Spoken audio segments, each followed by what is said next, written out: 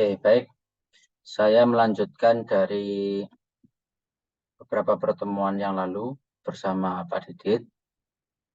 Ya, jadi dalam proses kemitraan, ya, kalau kalian semester berapa itu? Semester 5 ya? Semester 5 atau semester 6 dapat kemitraan sektor publik itu.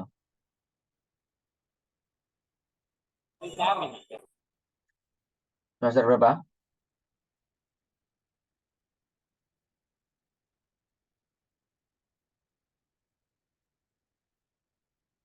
Oke, jadi bedanya kemitraan sektor publik dengan sektor privat. Nah, seluruh jenis bentuk kemitraan yang diakomodir melalui perusahaan swasta, nah itu namanya kemitraan sektor privat. Jadi unsur penting di dalam suatu negara ini ya ada pemerintah, pasar, dan masyarakat. Ada tiga pilar. Jadi pasar itu kategori ya swasta itu yang saat ini berkembang menguasai pasar. Oke, nah dari sudut pandang ini ada yang versi pemerintah. Versi pemerintah itu ya seperti BUMN, ya. Kalau yang kemudian ada yang versinya swasta, nah itu ada yang namanya CSR. Jadi atau Corporate Social Responsibility. Jadi di dalam CSR sendiri itu terdapat undang-undang, peraturan yang mengatur bahwa perusahaan itu harus menyediakan dari sebagian pendanaannya untuk diserahkan kepada masyarakat, baik pada warga sekitarnya atau masyarakat secara umum. Nah, biasanya kita ketahui yang umum terjadi ya, misal beasiswa Jarum itu di bidang pendidikan, kemudian kerjasama untuk pengelolaan lingkungan hidup dan yang lain sebagainya. Artinya perusahaan harus hadir di tengah-tengah masyarakat bahwa mereka sebagai perusahaan tidak boleh semena-mena meskipun mereka sudah punya izin, kemudian semena-mena misalnya melakukan eksploitasi, misalnya melakukan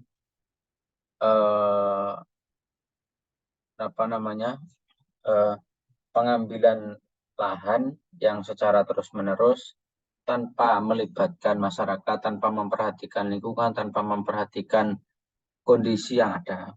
Nah, itu tidak boleh. Maka diberi batasan namanya CSR atau tanggung jawab sosial perusahaan. Nah, orientasi CSR atau bisa kita lihat di sini ya, piramida CSR.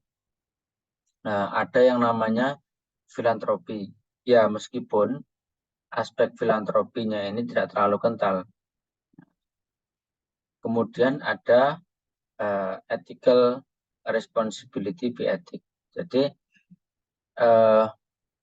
perusahaan mau bagaimanapun, baik dia mau memperoleh keuntungan secara besar-besaran dan sebagainya, mereka tidak boleh acuh, harus dia memperhatikan etika. Nah, kalau dalam hal lingkungan ya ada etika lingkungan, dalam masyarakat ya etika masyarakat. Artinya keberadaannya dia harus mau terlibat dengan kondisi masyarakat. Jadi misal di Mojokerto sendiri misalnya, nah, ini kan banyak kawasan industri.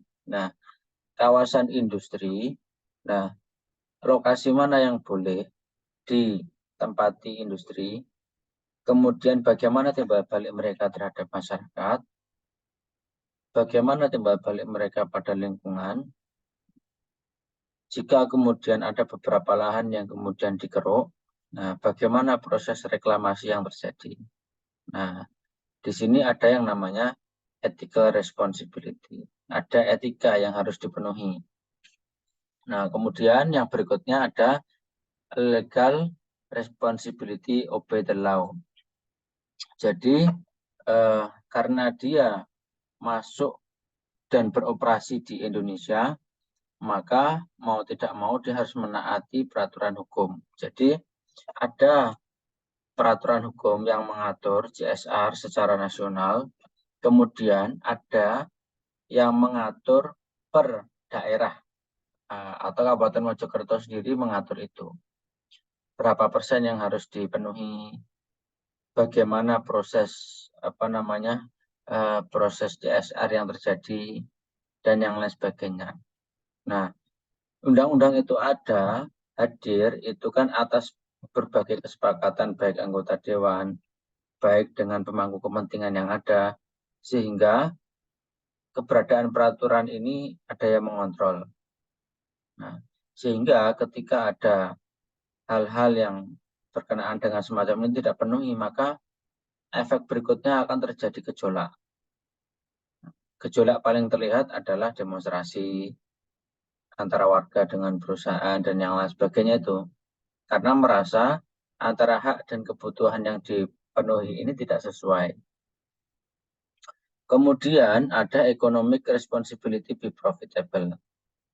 Jadi karena sifat perusahaan itu selalu mencari untung, maka bentuk CSR yang mereka lakukan rata-rata itu selalu berimbas pada keberlangsungan ekonomi atau keberlangsungan usaha atau bagaimana profit mereka tetap berjalan. Nah, misalnya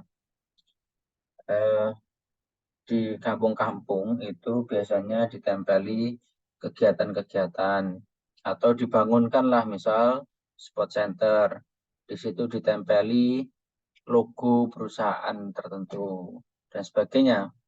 Mereka bermaksud dengan adanya itu ada jasa, ada sumbangsih, bahwa mereka selalu mengingat-ingat produk, mengingat-ingat perusahaan itu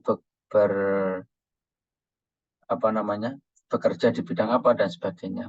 Efeknya adalah bagaimana produk dari suatu perusahaan itu tetap diingat oleh masyarakat semacam itu. Nah, itu terus berjalan. Nah, jadi perusahaan itu tidak mungkin, katakanlah dalam 1 tahun itu mengeluarkan 1 miliar misalnya. Nah, tidak mungkin mereka secara secara ikhlas misalnya dalam bahasa agama menyerahkan harta kekayaannya dari sekian banyak kekayaannya untuk kebutuhan masyarakat. Tidak mungkin. Nah, mereka selalu mempertimbangkan apa yang keluar harus ada yang kembali. Nah, begitu. Itu logika pasar, logika ekonomi. Nah, di sini tadi, berhubungan dengan ini.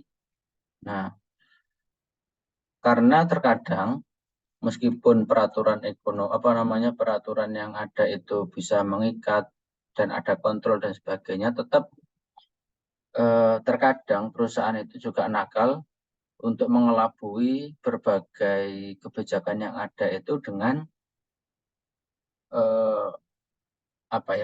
semacam bentuk kepura-puraan yang seakan-akan itu adalah bentuk tanggung jawab mereka terhadap perusahaan.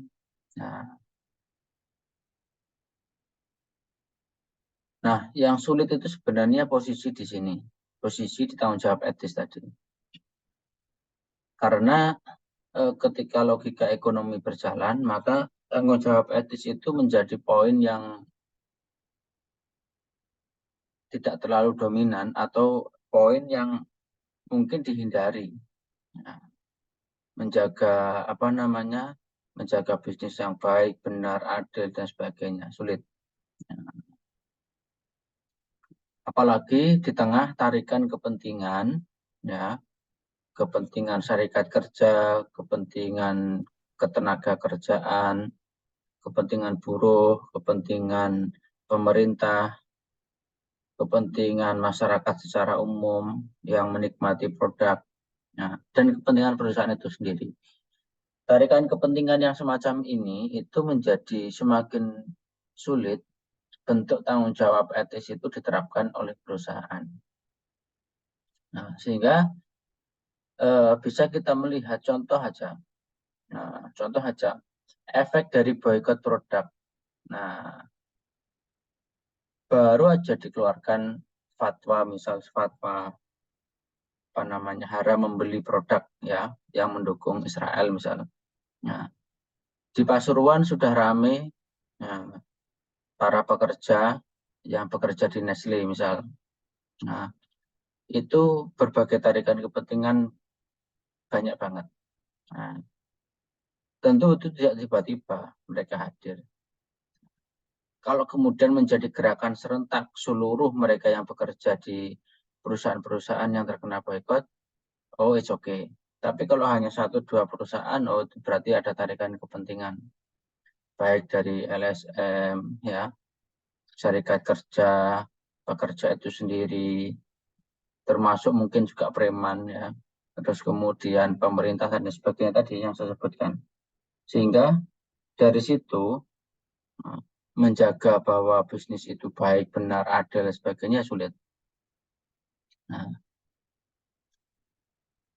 kemudian apalagi bentuk ini, be a good citizen ini. Nah, ini poin yang paling tinggi yang secara ideal ya seperti ini bentuknya. Tapi bentuk penerapannya yang sulit. Nah, karena menjaga filantropi atau kedermawanan ya, kedermawanan perusahaan. Nggak mungkin perusahaan dermawan. Nah, wong yang apa namanya ini gaji yang sebenarnya mereka terima itu kan hasil kesepakatan antara peraturan gubernur dan sebagainya kan. Nah, mereka sebenarnya menginginkan gaji rendah produksi tinggi. Nah, dengan gaji segitu saja sebenarnya perusahaan itu harus berputar ulang bagaimana tetap keuntungannya lebih tinggi daripada yang mereka keluarkan. Baik itu berupa gaji, baik itu berupa perawatan mesin, baik itu produksi dan macam-macamnya. Akumulasi dari apa yang diperoleh, keuntungan murni ya, atau bukan apa namanya, bukan pendapatan kotor, tapi pendapatan bersih. Nah, itu. Nah, nanti kita belajar terkait logika ekonomi pasar yang di apa namanya ini yang digagas oleh Marx itu ya mungkin karena efek dari situ juga.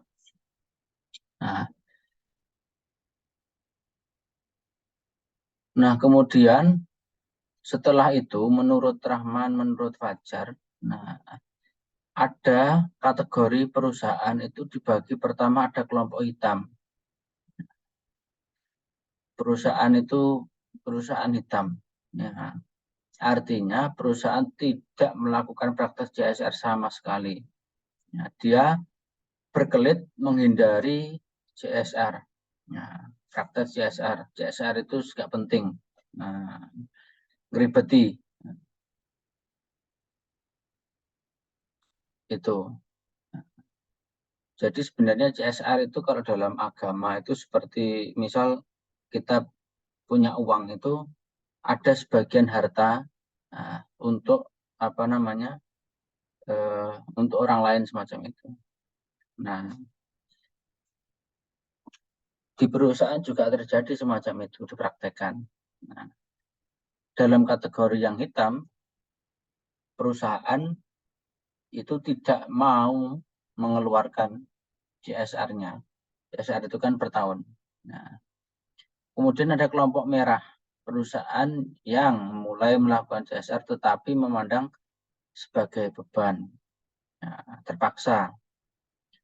Ya, contoh kasarannya misal, ya kayak gini kalau enggak karena pemerintah, kalau enggak karena dapat izin, karena enggak ini dan sebagainya, enggak mungkin saya lakukan seperti itu. hitung-hitung menghindari biaya konflik. Nah, biaya konflik itu lebih tinggi daripada mungkin apa namanya gaji dan sebagainya ketika ada konflik, misal rawan tutup, rawan boykot dan sebagainya itu mereka berhati-hati itu. Nah, wes mending mengeluarkan begitu. Nah, kemudian ada kelompok biru. Perusahaan yang berpendapat bahwa kegiatan CSR akan memberikan dampak positif terhadap bisnis dan menganggap CSR sebagai investasi jangka panjang. Nah, ini yang saya bilang tadi kaitannya dengan yang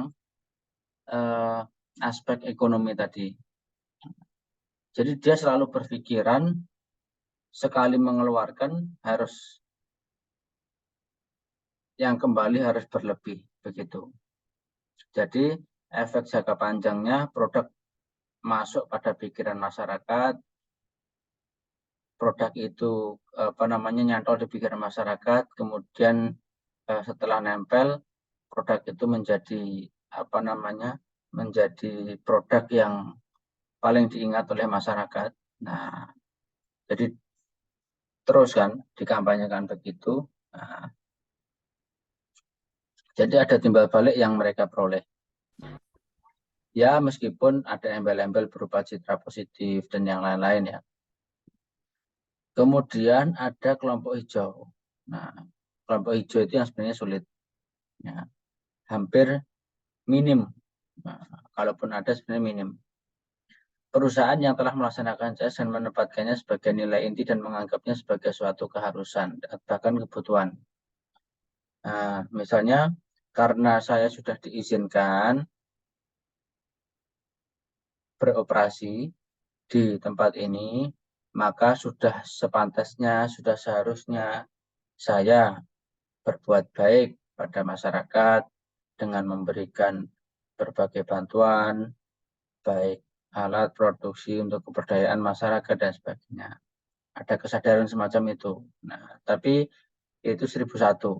Nah, jadi untuk menjaga bentuk transparansi akuntabilitas, tidak ada embel-embel apa namanya beban, tidak ada embel-embel nanti saya memperoleh keuntungan yang besar, nah, atau apalagi menghindari hukum dan sebagainya tidak.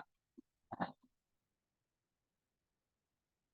kemudian di bagian ini dampak atau manfaat CSR. Ya. Pertama ada corporate giving atau charity, pemberian atau amal perusahaan, di mana perusahaan hanya memberikan sumbangan atas dasar tradisi atau agama, di mana bertujuan untuk mengatasi permasalahan yang sesaat dan jangka pendek. Nah, seperti yang saya bilang tadi nih, ya biasanya mengkaitkan dengan kultus agama, ya seperti bentuk apa namanya ini sodakoh dan macam-macamnya itu, ya mirip-mirip dengan itu, bahwa sebagian dari gaji 2,5%-nya harus untuk warga kurang mampu, miskin dan macam-macamnya itu, narasi-narasi semacam itu. Kemudian corporate philanthropy yang tadi, kemudian relasi kemasyarakatan atau corporate community sebagai agen komunikasi yang menghubungkan setiap elemen yang berkepentingan. Nah, sehingga ini bentuk relasi kemasyarakatan antara perusahaan dengan masyarakat, dengan pemerintah, dengan pemangku kepentingan yang lain. Kemudian ada tanggung jawab bisnis, ada pengembangan masyarakat. Kemudian ada investasi sosial perusahaan dalam bidang sosial yang dilakukan perusahaan untuk meningkatkan kesejahteraan masyarakat. Nah, ini dampak dari CSR yang terus berulang yang dilakukan oleh perusahaan, efeknya ini. Nah, tapi kondisi atau realita di lapangan, nah, ini biasanya jauh dari kondisi investasi ini, investasi sosial ini. Kemudian ada corporate citizenship. Nah, menjadikan warga negara lainnya lebih sadar dan memiliki informasi serta berperan aktif. Nah, ini kan sebenarnya yang dicegah sebenarnya oleh perusahaan sebagai bentuk corporate citizenship ini. Oke, dari ini barangkali ada yang didiskusikan, silakan.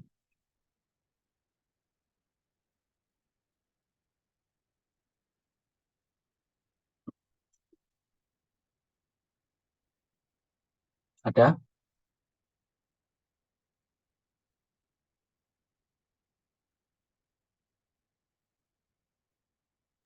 Ada Pak,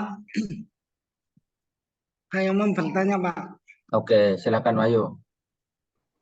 Ah, ini sepengetahuan saya ya Pak. Iya. Di setiap perusahaan itu kadang itu perusahaan itu kan ada yang namanya menghasilkan kotoran atau limbah perusahaan. Untuk mengakalinya, maksudnya timbal baliknya kepada masyarakat. Seperti yang Bapak jelaskan tadi, perusahaan memberikan sesuatu barang produksi. Tapi di suatu daerah tersebut yang ditempati oleh perusahaan tersebut itu tiap tahun itu kadang itu dapat jatah untuk warga situ masuk ke dalam perusahaan tersebut. Itu konsepnya bagaimana, Pak? Nah, kalau semacam itu sebenarnya apa namanya? Itu bukan CSR ya, tapi itu sebenarnya apa namanya? Kesepakatan terhadap apa namanya? Perusahaan untuk menyediakan lahan pekerjaan. Jadi ya sudah sewajarnya dia menempat di situ, warga sekitarnya harus ada yang bekerja di situ juga. Mereka sebenarnya menghindari konflik aja. Masa bertempat di situ terus kemudian karyawannya dari jauh-jauh semua. Sebenarnya itu, tapi itu sebenarnya bukan kategori CSR. Kalau CSR itu ini ada apa namanya harus disediakan dari seluruh keuntungan perusahaan sekian persennya itu harus bisa bermanfaat pada masyarakat. Nah, masyarakat itu bisa masyarakat sekitar ya yang biasanya kadang dimanfaatkan oleh Karang Taruna ketika masa Agustusan atau kegiatan-kegiatan tertentu pada masyarakat. Nah, atau menyediakan apa namanya pemberdayaan pada ibu-ibu PKK misal, atau misal menyediakan sekolah ramah atau apa dan sebagainya itulah. Jadi macam-macam. Ada yang orientasi sosial, ada yang orientasi pendidikan, ada yang orientasi lingkungan. Nah, itu. Jadi bentuknya tidak selalu diberikan dalam bentuk uang. Ya, tapi bisa juga dalam bentuk program. Nah, semacam itu. Nah, tapi kalau yang apa namanya orang masuk di perusahaan itu bukan kategori itu. Kalau itu kan hanya kesepakatan awal ya. Nah, kesepakatan awal antara pemerintah dengan perusahaan, bagaimana warganya juga mendapatkan kesempatan yang sama. Seperti itu kan? Nah, gitu. Ya, oke, ada lagi yang lain?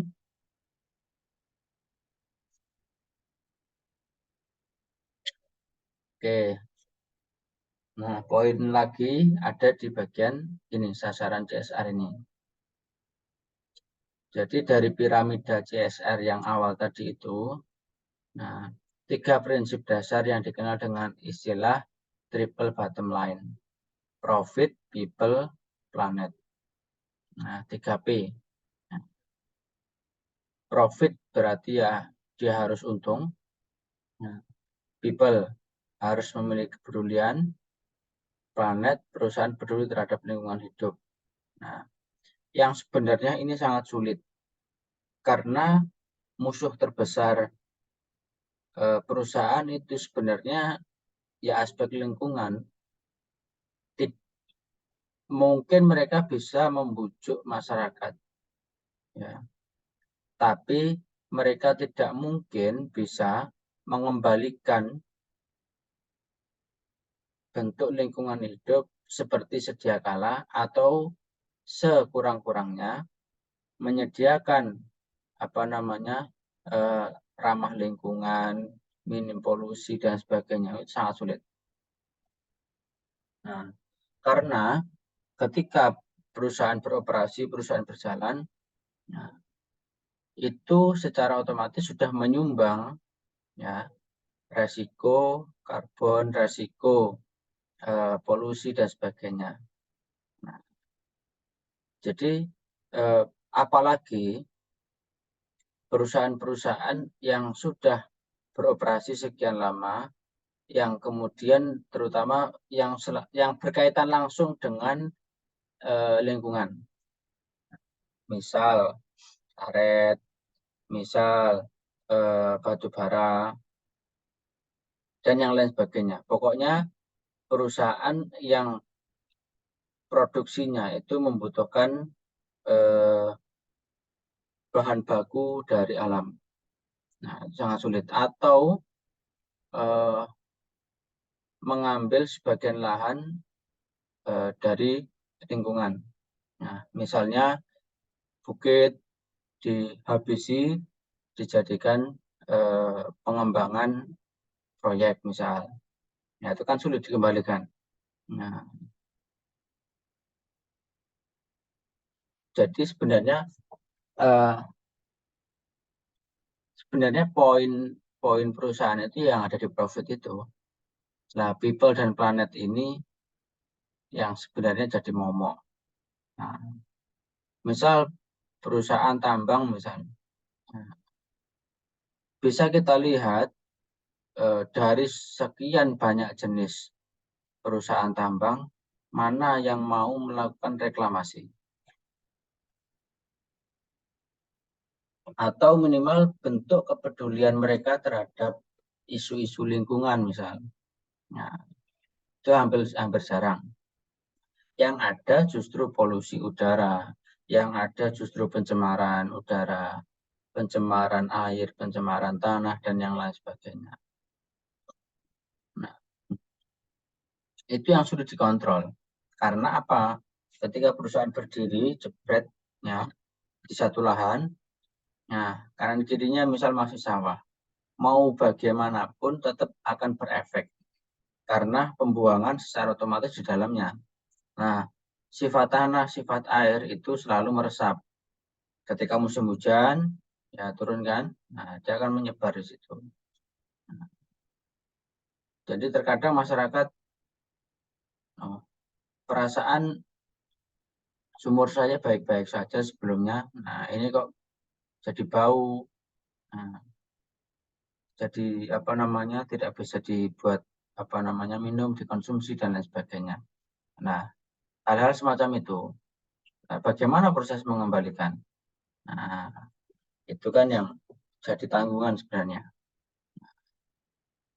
Kita bisa cek di sekitar kita aja di Mojokerto, Sidoarjo, Gresik, Surabaya.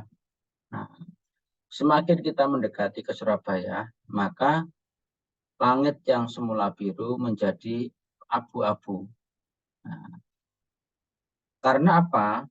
Mulai dari pagi itu sudah tidak menghirup udara bersih, tapi yang kita hirup adalah cerobong asap, kepulan asap industri dan sebagainya, yang itu mengumpal. Ketika menggumpal, ya yang terlihat ya bukan lagi awan biru, tapi ya yang abu-abu itu. Nah, ya meskipun kalau kita sorot dari atas ya, sebenarnya masih banyak lahan hijau, nah, tapi meskipun lahan hijau banyak, tapi ketika industri itu mengelilingi, nah, maka dia juga berefek. Nah, kita lihat aja dari 18 kecamatan yang ada di Mojokerto, berapa kecamatan yang tidak ditempati industri. Nah, dan itu berada pada posisi di mana? Nah, kanan kirinya juga terdapat industri apa tidak, misal.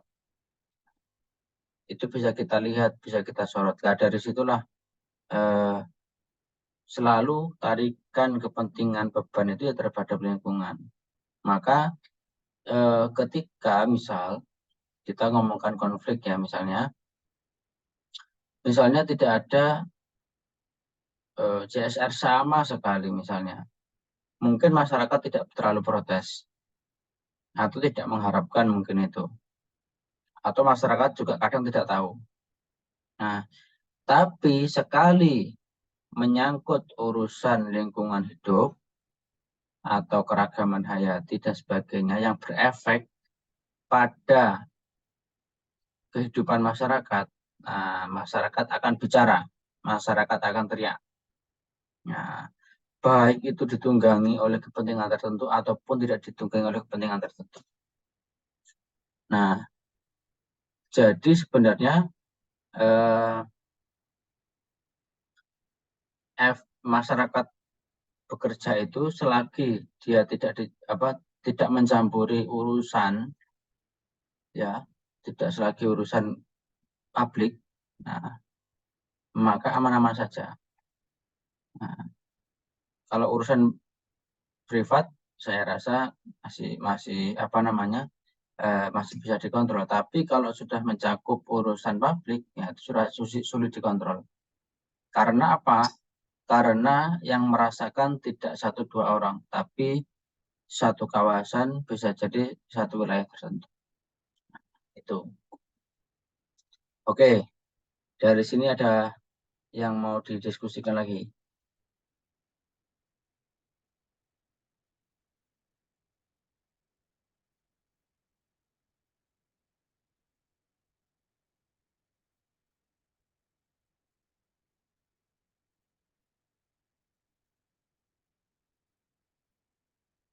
Oke, ada?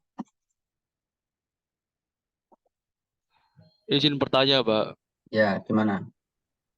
Saya mau tanya, kalau di Mojokerto sendiri itu kan banyak pabrik-pabrik, toh, Pak. Dan juga kebanyakan pabrik itu juga ada yang beberapa di dekat lahan pertanian kan, Pak. Sehingga kan mungkin pembuangannya itu jadi satu sama pengairan. Ada yang terkadang yang seperti itu. Lah, menurut jenengan sendiri, ketika limbah tersebut sampai di apa perairan ini, kan berarti kan merugikan masyarakat. Lah, terus bentuk dari pemerintah sendiri bahwasannya kalau kan CSR kan bahwasannya kan sasarannya kan untuk nilai tanggung jawab dari sebuah perusahaan.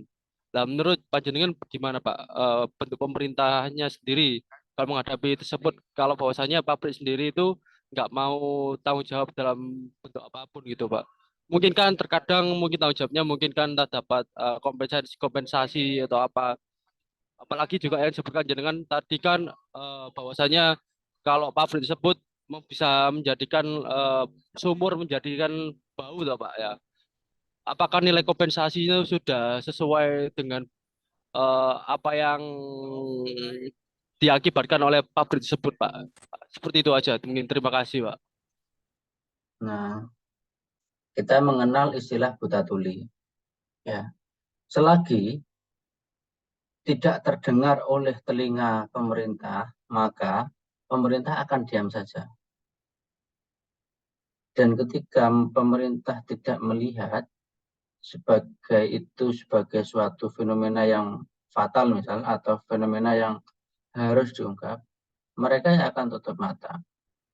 Nah, artinya ketika kemudian oke, itu secara legal formal peraturan itu ada ya, tapi ketika masyarakat tidak teriak, nah, hanya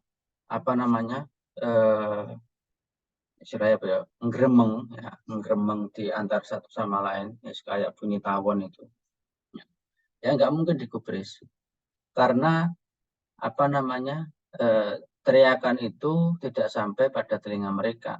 Sehingga kalau sampai, ya akhirnya kan langkah demonstrasi atau langkah penolakan melalui berbagai cara ya. Nah, atau bagaimana menagih janji-janji dari perusahaan untuk terlibat dengan masyarakat dan sebagainya. Nah, baru itu nanti akan muncul. Kalau selagi itu hanya hanya omong-omongan, ya rasan-rasan warung kopi, kasarannya begitu, ya tidak mungkin. Nah, karena apa? Nah, karena untuk mengurusi dinamika yang terjadi di masyarakat itu, nah butuh kos tidak hanya CSR yang mereka sudah sediakan, nah, tapi banyak beban psikologis, beban yang lain juga yang harus mereka tanggung, sehingga bagaimana harus membaikkan kembali dengan pemerintah dan lain sebagainya. Nah, kondisi ini sebenarnya dirasakan di berbagai belahan ya. Nah, karena ketika pintu masuk dan itu disetujui oleh pemerintah melalui legal formal peraturan administratif, nah maka disitulah tali pengikat ya harus diselesaikan secara administratif juga. Nah, ketika urusan administratif selesai ya masyarakat ya apa boleh buatan begitu. Ya. Karena apa? Masyarakat itu jumlahnya banyak tapi tidak punya power.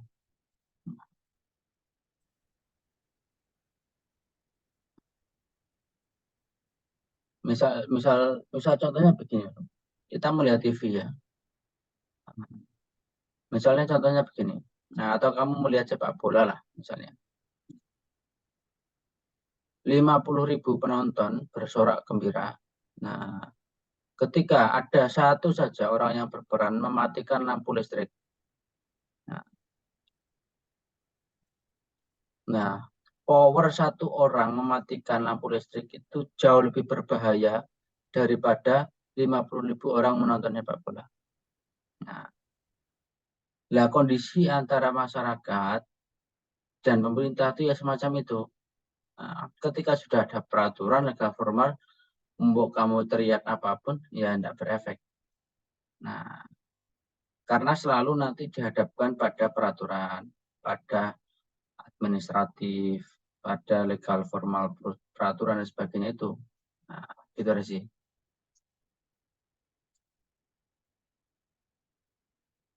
Oke, ada tanggapan?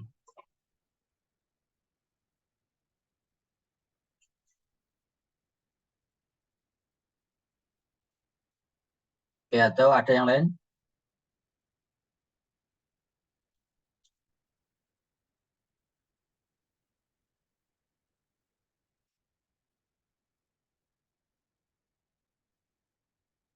Nggak ada.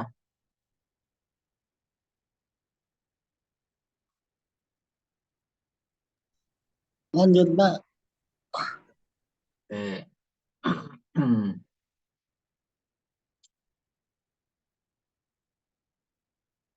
Oke, nanti